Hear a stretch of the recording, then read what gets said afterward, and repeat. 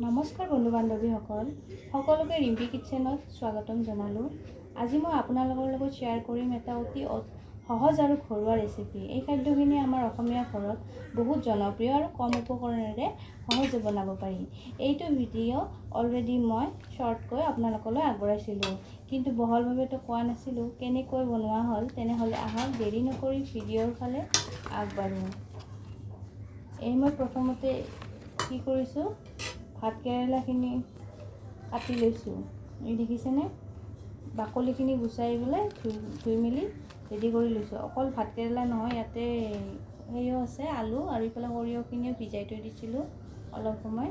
আৰু ইফালে 3টা পিঁয়াজ লৈছোঁ, আদা নহৰু 3টা পিঁয়াজ ধুনীয়াকৈ স্লাইচ কৰি পাতলকৈ এনেকৈ কাটি ল'ব, ধুনীয়াকৈ কাটি ল'ব।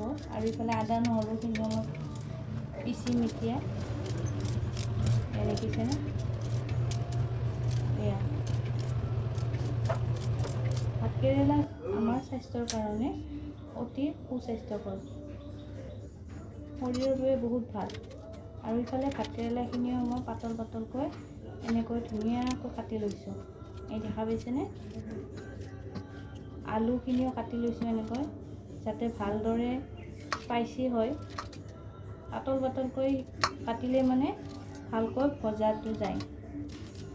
একেবাৰে সহজ, এইবিলাক সকলো খাদ্য ঘৰতে পোৱা যায়, নহয় জানো? দেখিছেনে, আলু আৰু ভাতকেৰেলাখিনি ধুনীয়াকৈ মই এনেকৈ প্ৰথমতে কাটি লৈছোঁ। আগতে মই ধুই লৈছিলোঁ প্ৰথমতে। এই চাওক, ইফালে আকৌ মই কেৰাহী এটা তেল গৰম হ'ব দিম। কেৰাহীটো প্ৰথমতে গৰম কৰি লৈছোঁ। এতিয়া ইয়াতে অলপমান মিঠাতেল দিছোঁ। এই চাওক, অতি সহজ। ইয়াতে মই জলকীয়া দিলোঁ, তেজপাত দিছোঁ, পিঁয়াজ আদা নহৰুখিনি যে কাটি থৈছিলোঁ আগতীয়াকৈ সেইখিনিও দিছোঁ। এতিয়া ধুনীয়াকৈ ৰঙচুৱা নোহোৱালৈকে লাহে লাহে এনেকৈ ভাজি আছোঁ। দেখা পাইছেনে, অকণমান ৰঙচুৱা হ'ব ধৰিছোঁ। এতিয়া ধুনীয়া এটা স্মেল ওলাইছে। তাৰপাছত এয়া ভাতকেৰেলা আৰু আলু ধুনীয়া দি দিছোঁ। এইখিনি অলপ সময় এনেকৈ লৰাই থাকক। নিমখ দিছোঁ, আপোনাৰ সোৱাদ অনুসৰি দিব। মই 2 চামুচ দিছোঁ। নিজৰ সোৱাদ অনুসৰি নিমখটো দিব। ইফালে আকৌ হালধি দিছোঁ, 2 চামুচ দিছোঁ। কালাৰটো ভাল হ'ব বাবে।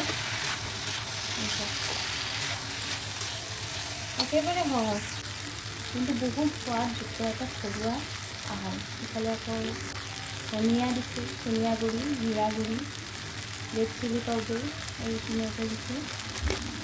এইবিলাক আমাৰ ঘৰত সকলোৰে ঘৰতে থাকে সদায়। একদম চিম্পুল ৰেচিপি হয় এইটো। আপোনালোকৰ লগত কেনেকুৱা লাগিছে জনাবচোন, আপোনালোকৰ ৰেচিপিটো। বিলাহী দিছোঁ ইফালে। এইটো বহুত সময় এনেকৈ কম জুইত লৰাই থাকিব। ভালদৰে ভজা হোৱাৰ পাছত এতিয়া মই এইখিনি সৰিয়হখিনি বটি থৈ দিছিলোঁ যে, এই সৰিয়হখিনি ইয়াতে দিছোঁ।